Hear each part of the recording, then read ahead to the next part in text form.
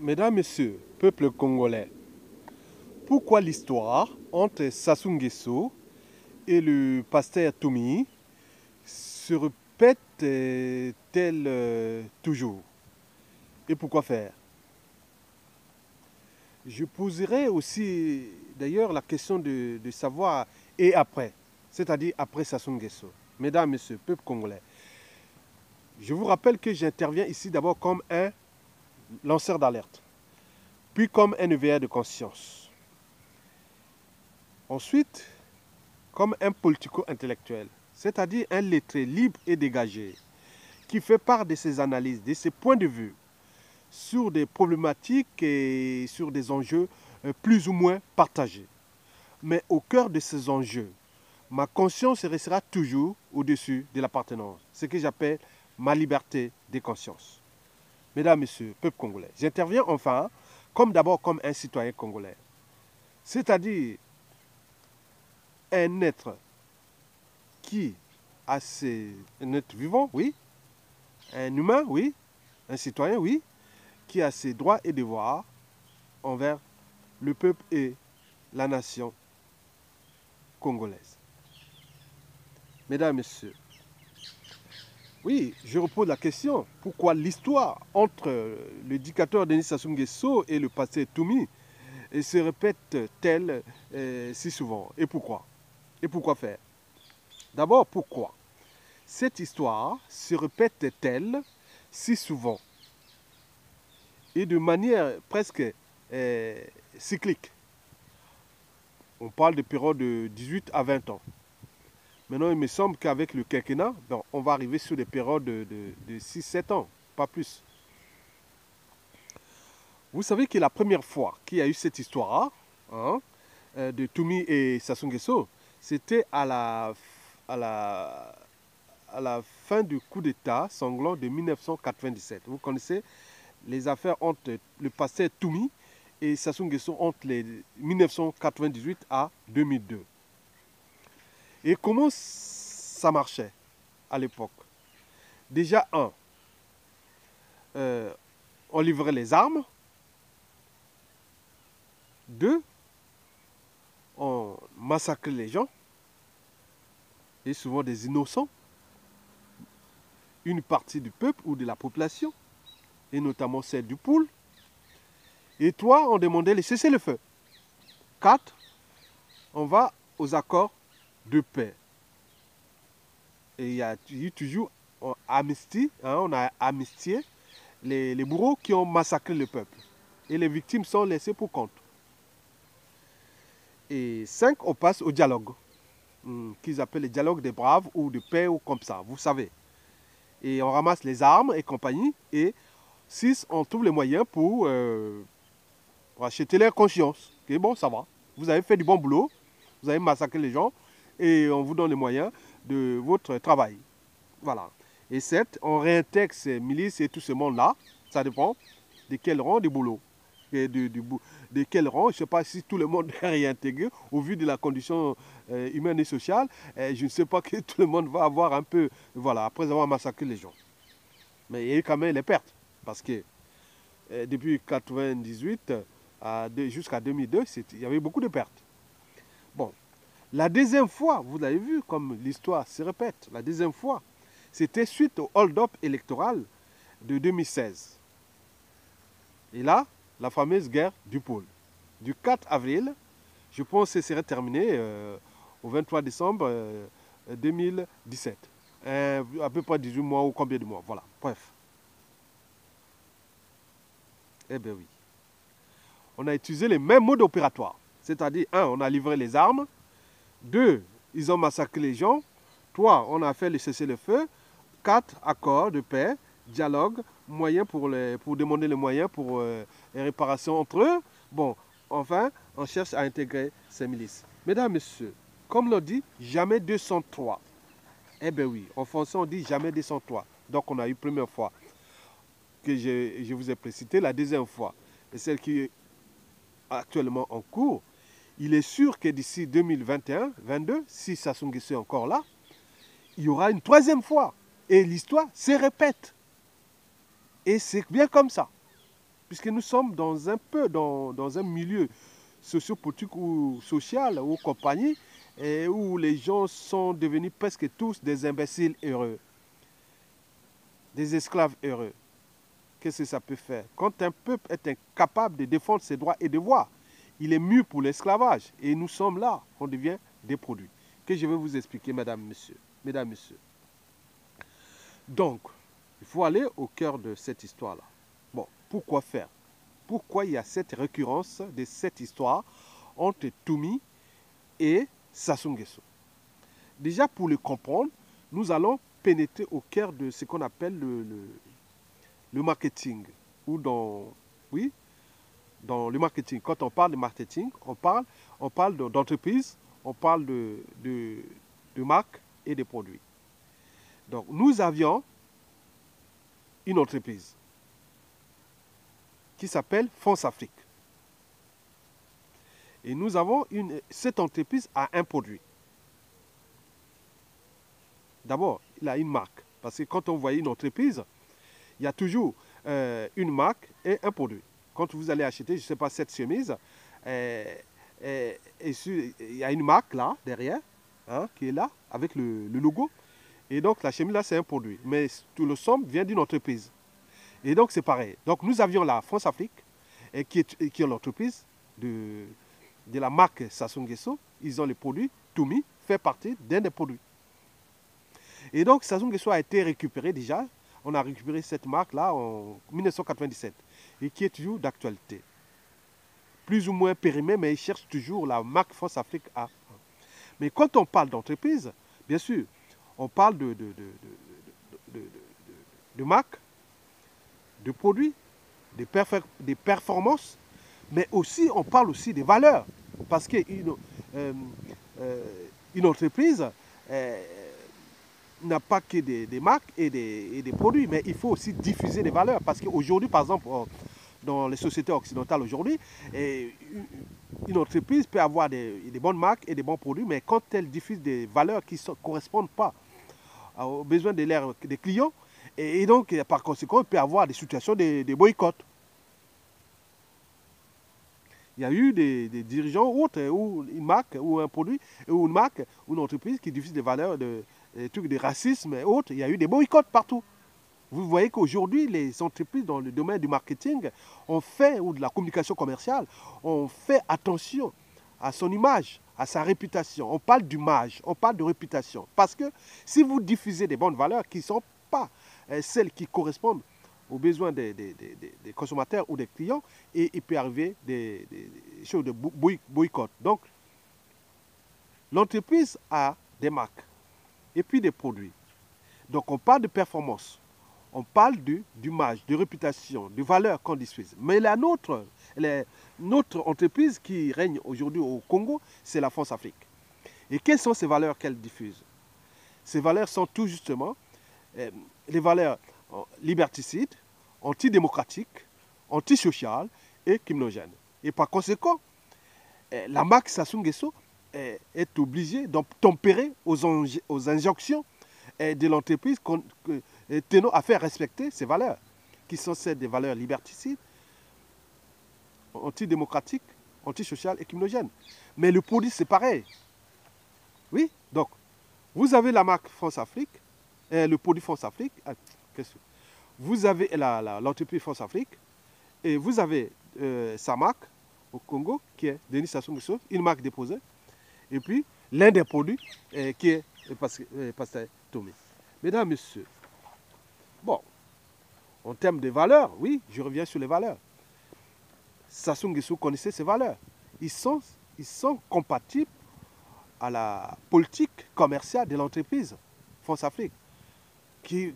Voilà, je vous l'ai précité. Liberticide, antidémocratique, antisocial et criminogène. C'est d'ailleurs dans cet espace, entreprise France Afrique, qu'on regroupe le plus grand nombre d'éducateurs. 2/3. C'est dans cet espace qu'il y a beaucoup plus de produits comme Pasteur Toumi et les autres.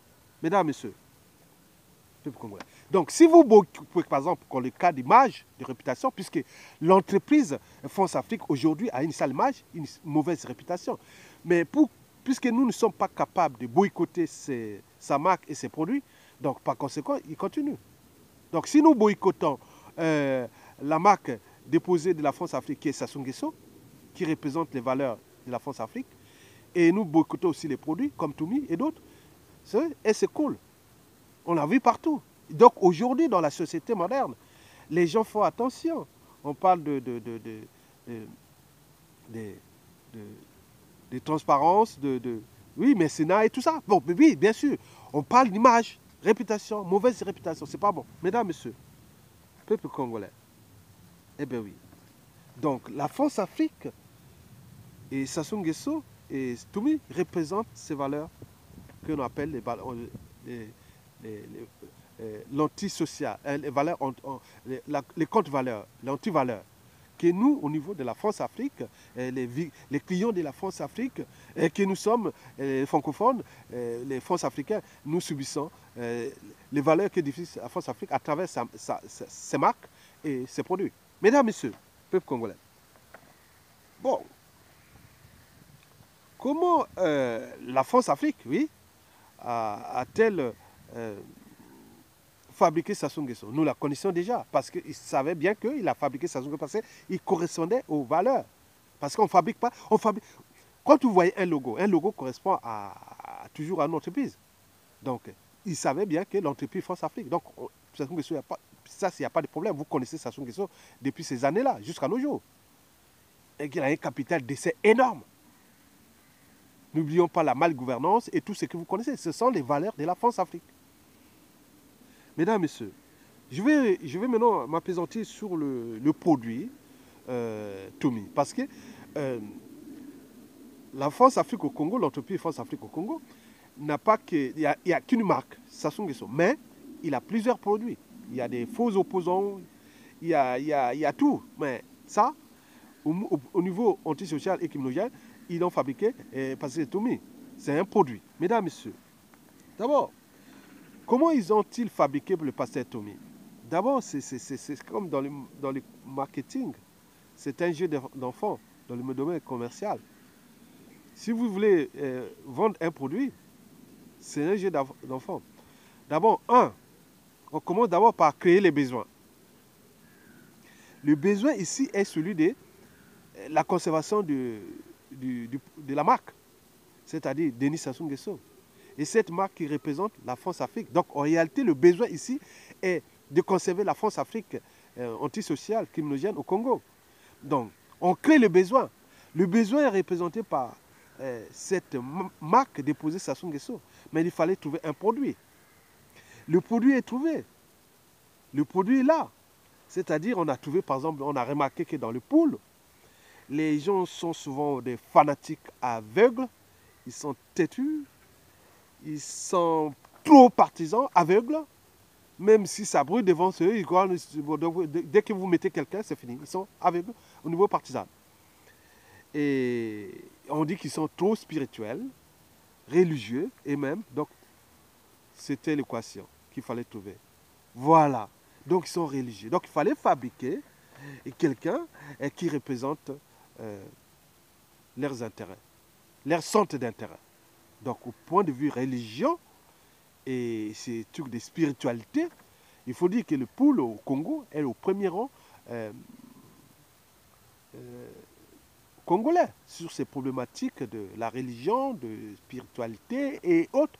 Donc, il fallait fabriquer un Toumi. Et ce qui fut fait. Donc, on a trouvé comment... Donc, on a vu les besoins de cette population-là. Et qui, stratégiquement, autour de Brazzaville, c'est une capitale de la France-Afrique, mais il ne fallait pas que ça risque de perturber l'entreprise France-Afrique là. Donc, neutraliser cette population consiste à conserver l'entreprise France-Afrique et sa marque, Sassou Nguesso. Et donc, par conséquent, comme on a trouvé déjà quels sont les besoins de cette population, donc, on a créé les besoins. Donc, il fallait présenter les produits qui correspondaient aux besoins. Donc, la présence de Toumi. Déjà en 1997, 98, 99, 2000, après. Donc, il est là, ça marque. Mais le problème, c'est que ce produit a tendance à être avarié et abîmé. D'où l'enjeu de chercher à le recycler comme on voit dans les... Vous allez dans un supermarché, il y a des produits avariés. Donc, on cherche à les déclasser. Parfois, ils font des trucs qui combinent et autres. Donc, la répression des fraudes peut passer, voir est-ce que ces produits... Bon, là, quand même, le produit avarié, parce qu'il y a eu quand même beaucoup de morts. On a eu quand même combien plus de 5000 morts. 300 villages avaient à 100. Plus de 180 000 individus déplacés et autres. Donc, en réalité, le produit sera varié. Mais, comme ils ont des stratèges, ils cherchent à les recycler. Donc, c'est comme un cycle de vie d'un produit. Donc, en ce moment, on cherche à les recycler. Puisqu'ils n'ont pas encore trouvé d'autres produits qui correspondent aux besoins. Donc, aujourd'hui, le besoin, c'est lui.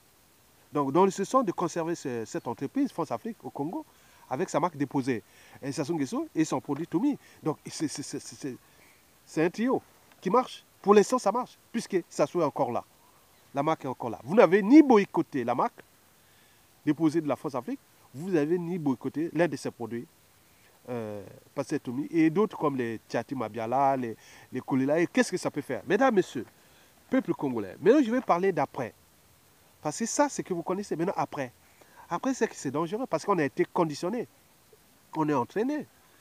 Bien sûr que nous vivions dans un milieu liberticide, antisocial et criminogène. Donc, il y a des réflexes. Donc, nous sommes un peu conditionnés. Oui, j'ai dit, oui, il y a des réflexes. Et comme on dit, rien ne se perd, rien ne se crée, tout se transforme. Et donc, cela veut dire que le danger est là. Le danger est là parce que d'autant plus que nous, individuellement et collectivement, dans ce peuple bantou, des moutons, parce que c'est d'abord un peuple plus ou moins intelligent, peu structureux, moins organisé, encore pire encore, c'est pas courageux. Et c'est un peuple de jusseurs, de lâches, de paresseux, de feignants et de tout ce que vous connaissez. Bon, donc, nous sommes dans un environnement qui ne rend pas service déjà au niveau des lignées génétiques, au niveau de notre topologie sociale. Les gens peuvent étudier, les bantous, ils ne sont pas capables d'arracher leur propre liberté, leur dignité et compagnie. Donc c'est des esclaves heureux, c'est des imbéciles heureux. Donc nous sommes dans cette situation globalement, même si on peut dire oui, telle tribu, tel ceci, comme si la valeur d'un peuple se mesure à l'individu. Non, c'est mesure en termes de collectivité. D'oser dire non et d'agir et compagnie. Ce n'est pas un individu qui est intelligent, l'autre autre. Ce n'est pas un Larry qui est très intelligent et qu'on dit que tous les Larry sont intelligents. Ce n'est pas un Makwa qui est très intelligent, qu'on vous dit que tous les Makwa sont intelligents. Et vice-versa, on peut faire tout dans toutes les tribus, les Dondo, les Kamba, les Kouni, je ne sais pas, hein, les Vili, les Bumitaba, les Munjo, les Likuba, les Kota, oui, on peut tout citer. Les Teke, les Bangangoulou, les Bakougoua. Non, ce n'est pas vrai. La valeur d'un peuple se mesure en termes de collectivité. Vous savez, ici, par exemple, en Occident, quand il arrive une situation qu'on appelle le peuple de buffles, il se situe, il s'organise, après il attaque dans tous les tours. Et souvent, la casse. Parce que ces peuples ont été plusieurs fois occupés et colonisés entre eux, mais ils se sont toujours remis. Mais nous, on est foutus. Dès qu'on fait, parce que la matière est là. Donc, nous avions une culture de l'émotion et qui est au-dessus de la culture de la raison. Bien sûr que nous sommes en crise de civilisation. Bien sûr que déjouer l'émotion de la raison, c'est un problème aussi d'éducation. Comme le pensait déjà Emmanuel Kant, que le premier but de nos éducations, c'est comment dénaturer l'homme, qui ne se contente pas d'obéir à ce que sa nature commande. Cela veut dire dénaturer, c'est-à-dire au niveau de la raison. Nous n'avons pas encore franchi la barrière de la raison. Le cas des Toumi et autres, tout ce qui s'est passé, les gens oublient toujours. Ils restent dans les cultures de l'émotion. Et cette crise de civilisation, on dit le problème des tribus. Ah oui, mais ça y est, vous voulez les Bembé, vous voulez faire ceci. Ah, vous les Makwa, vous les Kouyou, vous les Mboshi, vous les Teke, vous les... Donc, dès qu'on fait, c'est fini. L'erreur course. Voilà, donc c'est la culture de l'émotion. Donc, il y a ce problème. Nous avons cette culture de l'émotion qui est au-dessus de la raison. Et deuxièmement, nous avons aussi cette culture de l'émotion qui est au-dessus de la justice et du sens même des devoirs de mémoire. Puisque nous sommes dans la récurrence des mêmes erreurs parce que nous n'avions pas d'abord franchi cette barrière de la raison, de l'esprit critique, de la justice et des devoirs de mémoire. Parce qu'un peuple qui n'a pas de mémoire collective sera toujours dans la récurrence des mêmes erreurs et des mêmes erreurs. Vous voyez partout ici en Occident, Vous voyez des plaques, des commémorations partout. Des musées, des muséums montrent pour monter la conscience humaine, la conscience nationale, et que c'est passé. Mais nous, depuis 59 ans, même tout ce qui est de l'esclavage et colonisation, on n'a pas. On n'a pas un endroit où on peut voir, c'est comprendre cette histoire, que l'individu soit éduqué, parce que l'ignorance est la pire des souffrances. Donc quand il y a l'ignorance, ça crée des peurs, des frustrations, donc on se retrouve dans cette situation-là. Donc ce n'est pas terminé.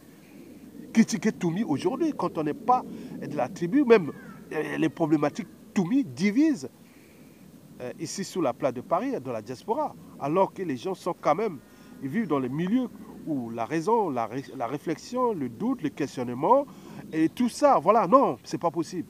On ne peut pas rester là. Mesdames et messieurs, peuple congolais.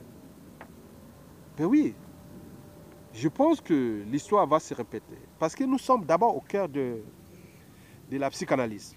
On ne sait pas ce que les uns et les autres, comme je vous l'ai dit, qu'il aurait pensé que 20 ans après la fin de la Première Guerre mondiale, Hitler, un simple caporal, allait venir punir la France, la débâcle de 1940. Je vous dis que Liulu l'avait pourtant dit, un jour ou l'autre, nous aurons un fou à la tête de ce pays. Je l'ai dit, le fou là, c'est Sassou aujourd'hui. Mais je dis, et demain, nous aurons encore un peu plus fou. Parce que Sassou n'a pas les monopoles de la violence, ni de ceci. Donc nous sommes au cœur d'abord de la psychanalyse, mais aussi de la psychologie, parce qu'il y a eu des traumatismes, il y a eu des vies brisées, l'espoir de tout un peuple brisé à cette chaîne déjà du pôle, mais aussi national. Donc la situation du pôle n'est pas géopolitique, ni régionale et autre, c'est un problème national. Mesdames, Messieurs, oui, il n'y a pas que la psychanalyse et la psychologie, mais ça rentre aussi dans les haines, les rancœurs qui sont ancrées dans nos esprits, dans nos mémoires.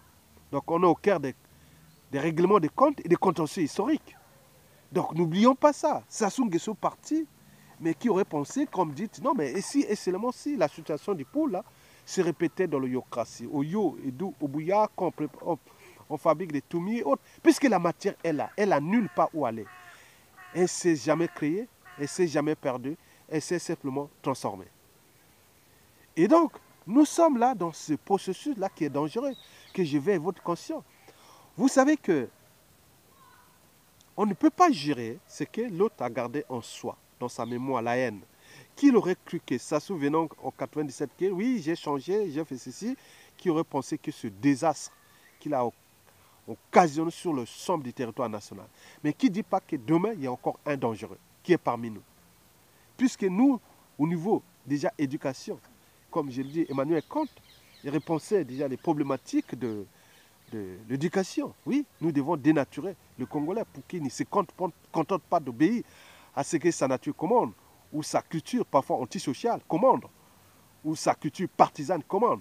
Donc nous devons l'affranchir, d'où l'enjeu de remettre la problématique éducation sur tous les plans. Donc il y a une génération qui est déjà perdue et sacrifiée, nous le savions, comme disait déjà Maître Brice Zamba Mitundi. Donc il disait déjà que, oui, qu'il faut tout réformer les Congolais, comme l'avait pensé déjà Jean-Jacques Rousseau au XVIIIe siècle, pour construire une société meilleure. Il faut tout justement réformer l'individu. Mais il faut les réformer, mais comment? Qui va les réformer? Donc nous devons être là dans cette philosophie-là, parce que le Congolais est abîmé. Il ne faut même plus critiquer, c'est que des insultes, c'est des raccourcis et autres. Ils ne sont plus capables de nourrir le débat. Parce que dans le monde, aujourd'hui, ce sont les idées qui mènent le monde. Par conséquent, pour réconcilier le Congo, il faut tout justement allumer d'abord le cerveau, agiter les neurones et repenser ces problématiques du point de vue objectif, l'esprit critique, la conscience, de manière positive, comme on dit, un citoyen, un citoyen. C'est quoi? C'est déjà être informé et être critique de manière positive et puis solidaire quand les intérêts de votre société et de votre pays sont en jeu. Ça sont en train de noyer le pays. Avec cette entreprise France-Afrique et lui-même qui représente cette marque, avec ces produits qui sont là. Et nous ne sommes pas capables d'analyser du point de vue objectif, avec toute cette intellectualité, de penser des problèmes profonds pour analyser comment nous allons d'abord récupérer notre pays et puis restaurer notre pays. Donc, il va se réformer sur tous les plans, au niveau même mental. La réforme mentale, elle est là. Mesdames et messieurs, peuple congolais, vous avez compris que le danger est là. Je suis là que dans le sens du devoir de mémoire et pour dire que oui, il y a quelque chose qui s'est passé ici, au Congo, un drame, pendant Sassou Nguesso, mais qui n'est pas immortel, qui n'est pas éternel. Sa fin est déjà annoncée, déjà des cycles de vie, énergie, matière. Oui, la naissance, la mort et autres. Mais c'est l'après. C'est l'après que je vous dis que l'après. Vous ne savez pas que la haine que les gens ont en eux, tout ce qu'ils ont subi pendant cette période-là, sur différentes échelles, du nord au sud, de l'est à l'ouest, et dans chaque tribu, et parfois dans chaque famille, des résistants et autres, nous et d'autres, on ne sait pas quand les gens vont récupérer ces moyens-là, que ce soit là. Commençons par exemple les moyens que Jean-Dominique Okemba utilise, les moyens des agents secrets, des renseignements, intérieurs et extérieurs. Voilà la DGST, récupérer la police, la justice et les comptes publics et tout compagnie, la diplomatie, les moyens là. On ne sait pas où est-ce que ça va venir avec qui. D'où l'enjeu de se battre pour que les gens encore l'esprit du bien et puissent prendre le contrôle pour que nous puissions gérer cette période transitoire de manière apaisée dans le cadre simplement du droit et de la morale. Il y a zéro impunité, zéro tolérance. Donc nous n'avons pas géré, il n'y aura jamais de paix au Congo sans d'abord, ou d'une réconciliation, sans d'abord traiter ce problématique de devoir de mémoire, de vérité et réconciliation du point de vue de la justice et de l'administration judiciaire et pénitentiaire.